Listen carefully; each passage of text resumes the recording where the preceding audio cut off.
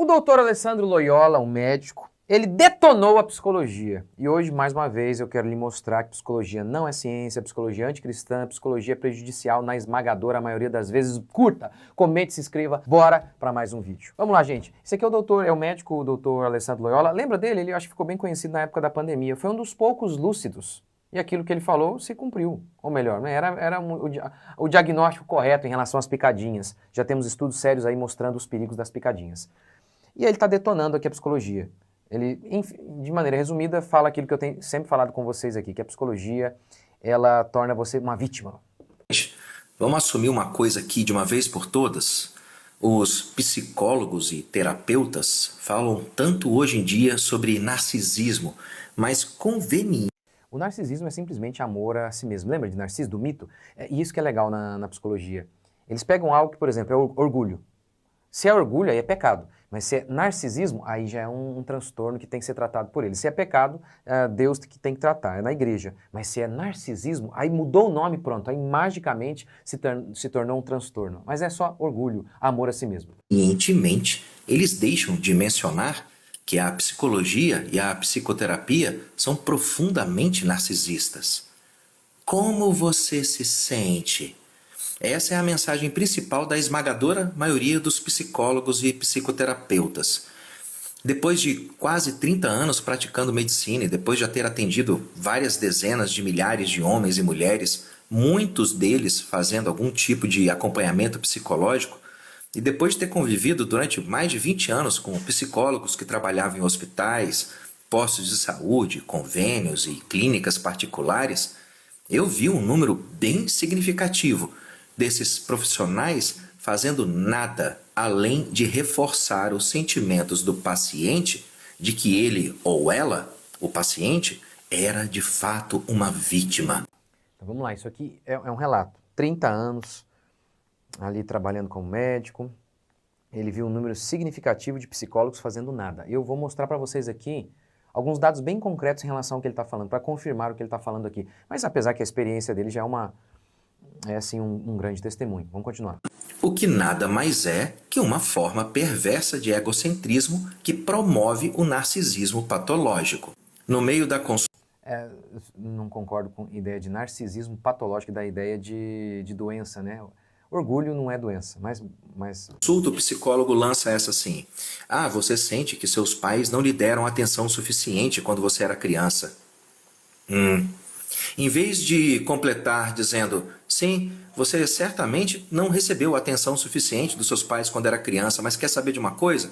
Ninguém acha que recebeu atenção suficiente dos pais quando era criança. Isso é uma parte da vida. E está na hora de você, com 25 anos de idade na cara, agora está na hora de você crescer e virar um adulto. Quantos psicólogos e terapeutas dizem isso para o paciente? Eu sei, talvez você diga, não, mas o meu disse, mas é raro. E vou mostrar para você hoje aqui um exemplo de como que até ele está meio sendo quase que não um psicólogo, porque o normal, ser um bom psicólogo é fazer de você uma vítima. Esse é o bom psicólogo. Porque de vez em quando você encontra um psicólogo aí que fala umas verdades, é bom psicólogo, é tipo por exemplo, o padre Fábio de Mello. Ele não é um padre, ele não está seguindo os dogmas da Igreja Católica. É igual quando você encontra aí um bom psicólogo, aí ele não está seguindo a psicologia.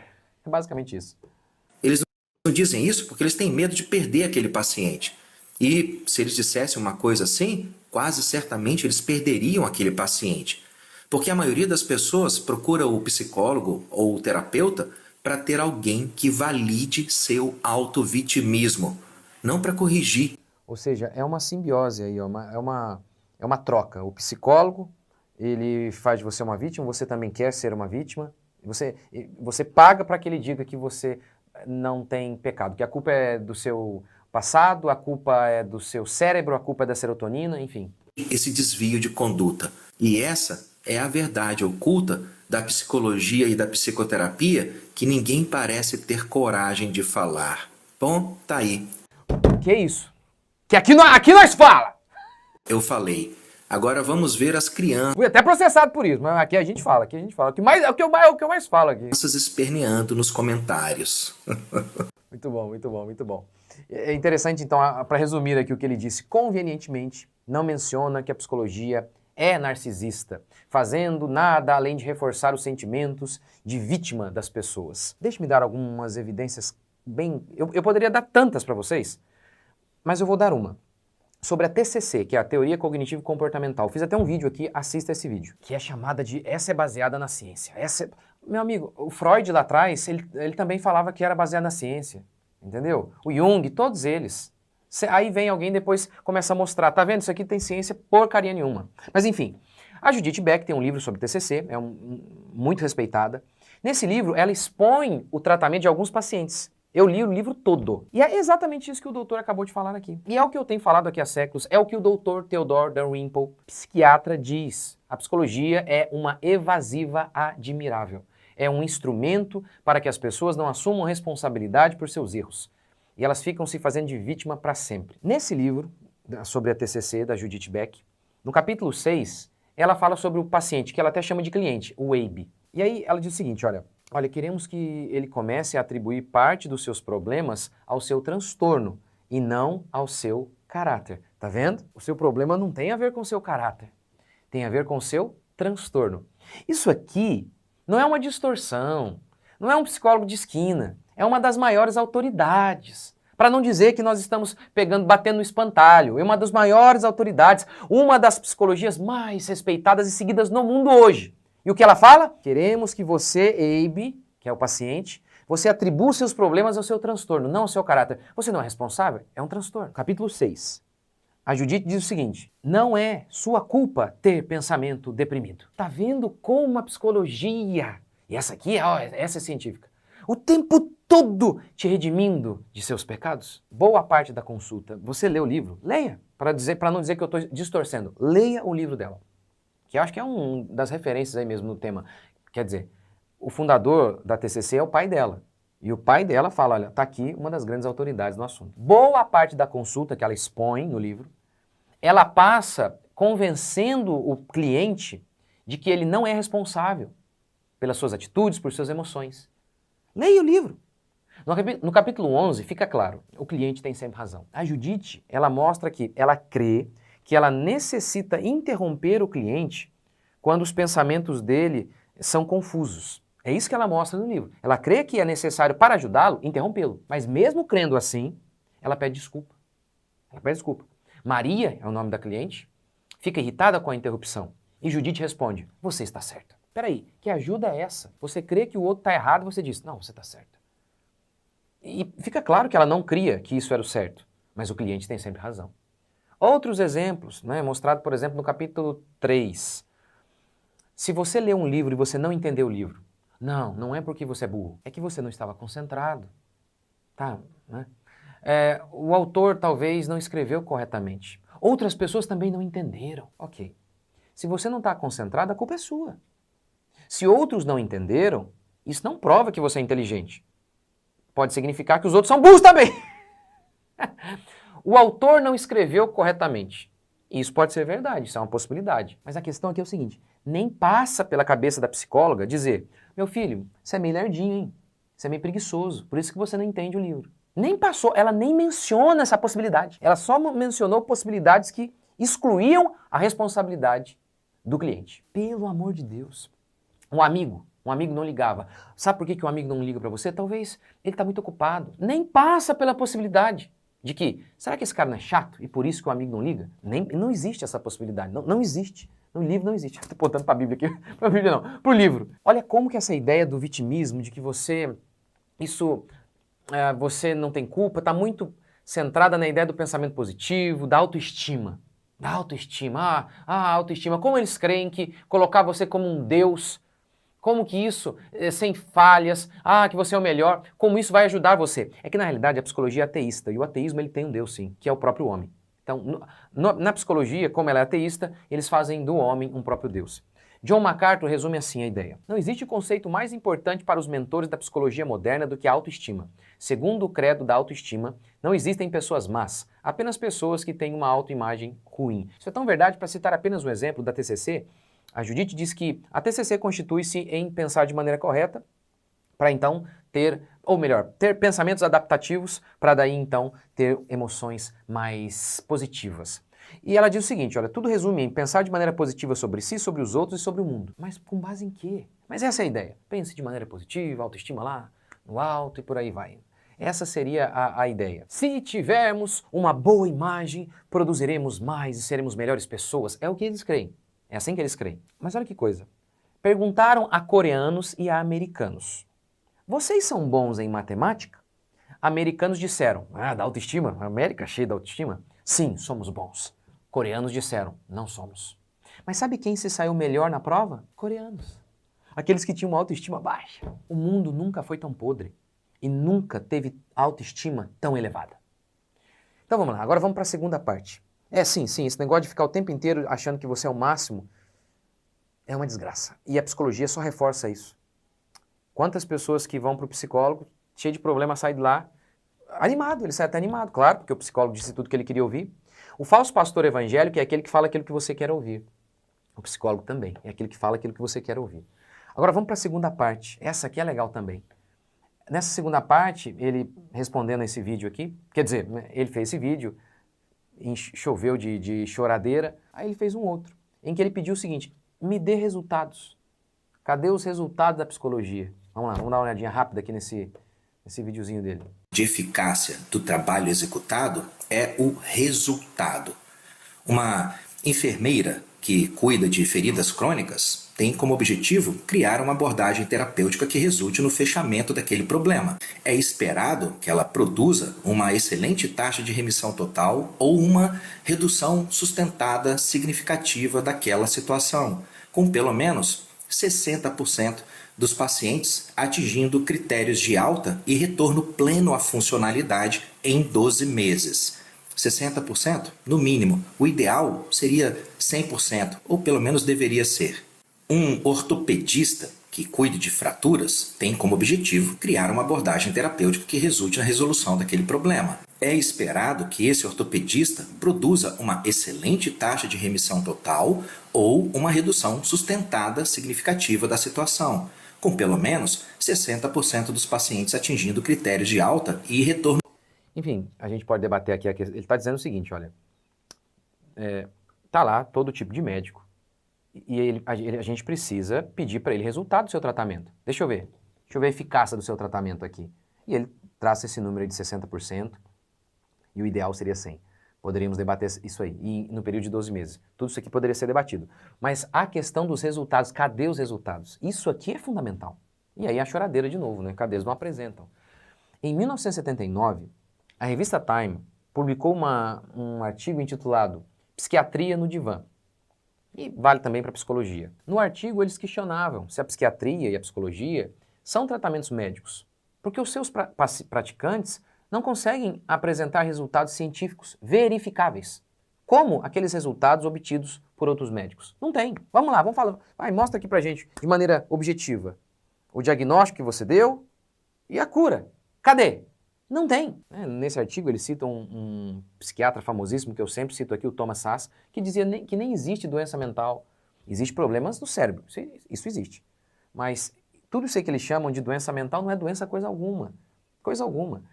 E um outro cientista disse o seguinte, olha, existem poucas doenças cerebrais. O artigo ainda dizia o seguinte, só 1/3 dos pacientes melhoravam. E aí, olha que coisa interessante, ele cita algumas coisas. Algumas pessoas melhoravam na fila de espera, porque simplesmente por buscar ajuda, a pessoa melhora. Então, olha que coisa interessante então. Então, muitas vezes, você pensa que foi a psicologia que melhorou de fato. Mas aquilo ali teve um efeito placebo. Né? Lembra o efeito placebo? Você toma lá um remédio pensando que na realidade é remédio, mas é farinha. Isso tem demais. Então, muitas pessoas que melhoram, como provar que não foi placebo? Simplesmente porque a pessoa está ali, sim, buscando, tentando fazer alguma coisa para resolver o problema e simplesmente por isso ela melhora. Olha que coisa, né? Eles citam algo interessante no artigo. Quem divorciou, por exemplo, depois do choque, essa pessoa iria melhorar de qualquer maneira. Depois de um tempo, ela vai melhorar de qualquer maneira. Isso é muito interessante. Isso é muito interessante. Cadê os dados? Eles não têm dados concretos. Se você perguntar para eles, para os psicólogos e psiquiatras, nos dê um objetivo, um dado concreto sobre diagnóstico. Não tem. Um dado concreto para um critério objetivo para fazer diagnóstico. Não tem, é subjetivo. Se não tem um critério objetivo para fazer diagnóstico, de doença, de transtorno, imagine de cura. Olha isso aqui, ó. Isso aqui é interessante. Isso aqui, esse videozinho aqui, isso aqui é maravilhoso. Tá vendo isso aqui, ó? Um documentário, né, produzido em 2006 durante a convenção da American Psychiatry Association, intitulado de Psiquiatria sem ciência, sem cura. Olha que coisa, eles estão lá, eles foram entrevistar os psiquiatras e perguntaram para eles, quantos pacientes vocês curaram? Vamos ver. I would say one. How many people have I cured? Well, there are no real cures right now in psychiatry.